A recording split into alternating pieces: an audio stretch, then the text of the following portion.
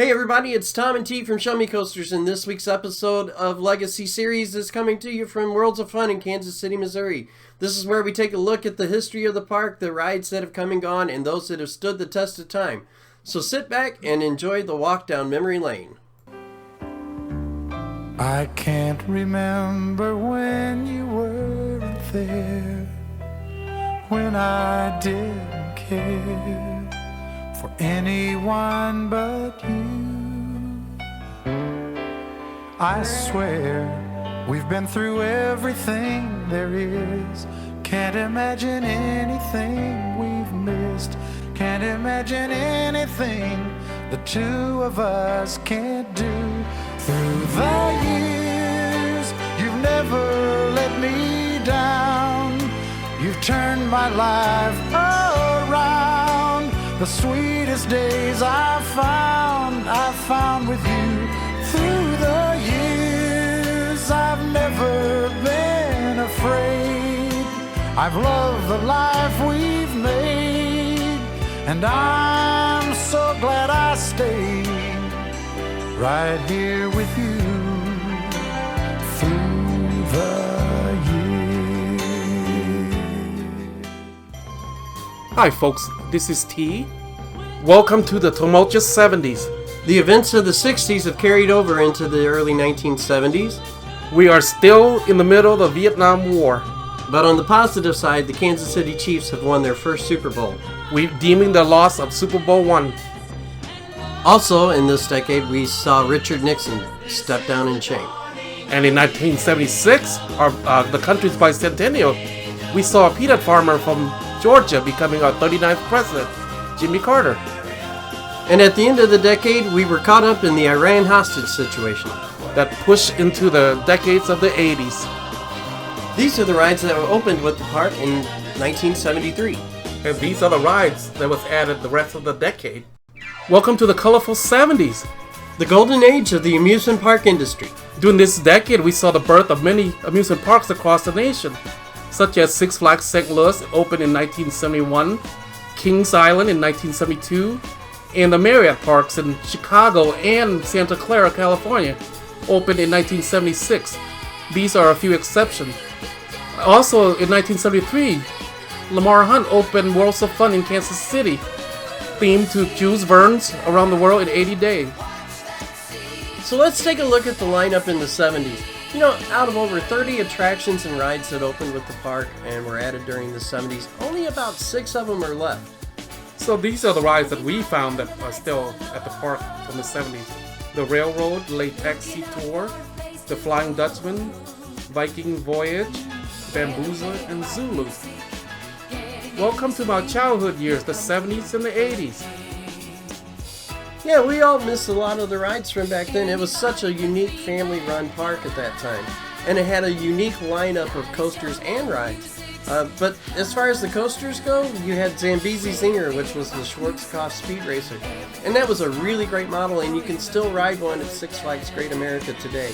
And don't forget the Schuss Boomer and the Orient Express, which at that time was ahead of its time. Yeah, they have it at other parks such as Kennywood, but it was at that time new technology. Yeah, that was one of the most massive undertakings that Worlds of Fun ever took. But also you got to remember they also had Scream Roller, which was one of the earliest models of the aerodynamic corkscrew. Yeah, which later became Extreme Roller. Extreme Roller. But I also what I miss is I was a little older. My little brother could do like such as the foam mountain. I don't know what that's called. Half Pint Peak, and the dolphin show. They had a dolphin show and they had a few marionette shows. Oh yeah, the lady with the puppet and stuff. The Gypsy Wagon. Yeah. Also, they were. I think that came later. The water ride where Prowler is at. Yeah, they had a water slide there. That came in the 80s, kind of the later 80s, really. But it was outside of the water park, and it was actually part of the dry park. But you had to drag the tubes up yourself. You know, it wasn't like an automated thing. Man. And also, there was the boat. So Cotton Blossom, it's a recycled name. They had 3 river boats that Mr.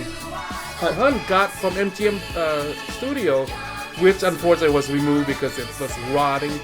And other things was like, like the octopus was another one that I missed. The octopus is one of my all-time favorite flat rides.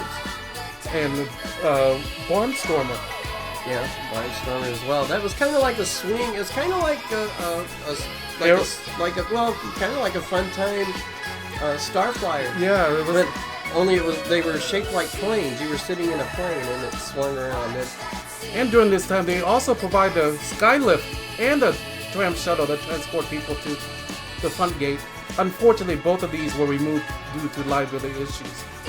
Folks, that's going to be it looking at the 70s. We're going to address the issues of the coasters in the 80s and the 90s. Let's move on to the 80s decades. Welcome to the decade of voodoo economics. The decade where Aquanet was every girl's necessity. The era of big hair and big shoulder pads. And the movie Flashdance sets off the leg warmer craze. Damn Jennifer Beal. And in 1984, The Karate Kid was released, introduced us to the phrase wax on, wax off.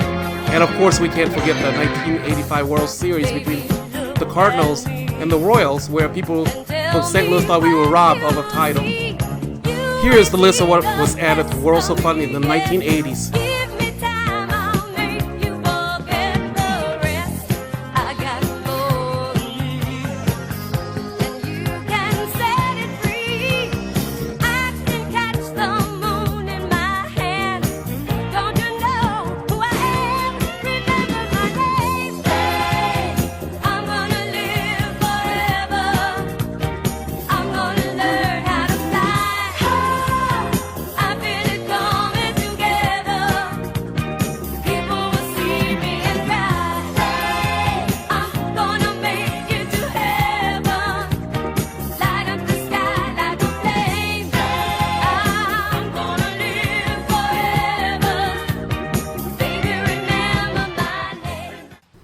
Welcome to the 80s, our teenage years, folks.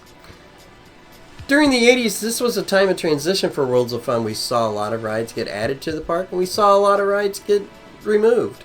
So, of all the rides that was added to the 80s, only a handful survived. In my head, Fjord Fairlane, Fear of the Nile, Timberwolf, and of course, Oceans of Fun, which won't go anywhere.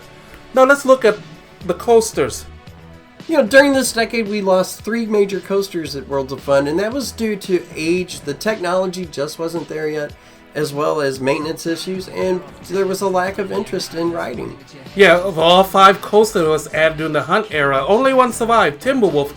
And I agree with Tom. Most of the coasters that were built during this era was still following aerodynamics, tubular steel track design.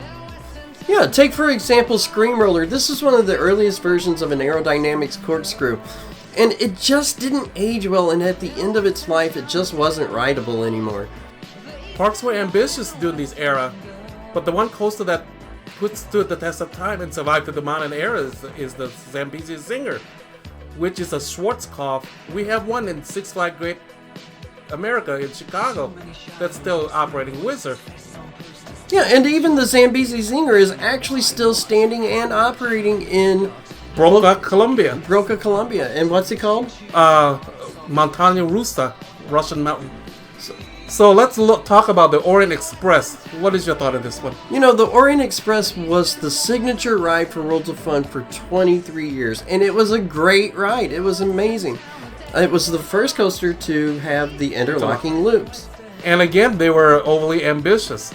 We have a survivor one, Lochness in Pushcart Williamsburg, but the one that's similar to Orient Express at Kennywood is Steel Phantom, which had similar problems, and I think they did remove their loops. Yeah, eventually, you know, as with most of the arrows, it just became unrideable. The transitions were really rough, the seats were rough, you know, it just wasn't a comfortable ride anymore. Let's look at the flat rides. Yeah, you know, just like the coasters, the technology just wasn't there, you know, in the early years. Oh, I can see what you're saying. The one that comes to my mind is Barnstormers. Yeah, this was a lot like a Starflyer, like Sky Screamer at Six Flags, but it had the biplane for the vehicle instead of just the swing seats. It was very bottom heavy, as you may know, if you ever ride the Flying Dutchman when it comes to a stop. The momentum, boats will swing. The same thing with the plane. So it was causing a lot of problem that was not perfected yet, like the Zephyr and the Starflyer. And another one that comes to my mind is the Omegatron, which is similar to the modern rides of the Larsen Looper and the Zamperla Hawks. So what's your thought on this model? Yeah, I think this was kind of plagued from the start. It was very bottom heavy, the vehicles were very heavy, and it caused a lot of stress on the central hub. And when you compare that to the Zamperla Hawk, which is the most equivalent model, what you have is that the Zamperla Hawk has a floorless vehicle. Which is a lot lighter. And the Fireball, the Larsen Looper, the weight is spread around the ring, so it doesn't have that problem at all. Yeah, and another couple rides that were removed from the park were Sky High or Ski Haze. Sky High, the Skylift. Yeah, this was removed. Also, the tram was removed due to liability issues. And the one that stood out like a sore thumb is the Python Plunge, which sits where Prowler is today. A water slide in the middle of nowhere. What's your thought of this? Yeah, that was just really weird. I mean, you had a water slide in the middle of the dry park. It's so close to the water park. Yeah, and you had a huge 64-acre water park, 300 yards away. So that is it. Looking at the flat rides from this decade. Another area we want to address from the 80s is the kids area started taking its modern form. Yeah, they had moved the kids area from over in the Scandinavia section over to the Americana section, and it replaced the aerodrome, and it became Pandemonium. And eventually this will become what we know as Planet Snoopy. Folks, thank you for joining us on our walk down memory lane for the 70s and 80s at Worlds of Fun. Until next time, we will look at the 90s, the 2000s, and the 2010s. This is Tom. This is T. We hope you enjoyed the video, and have a great night. Have a great night. Thank you.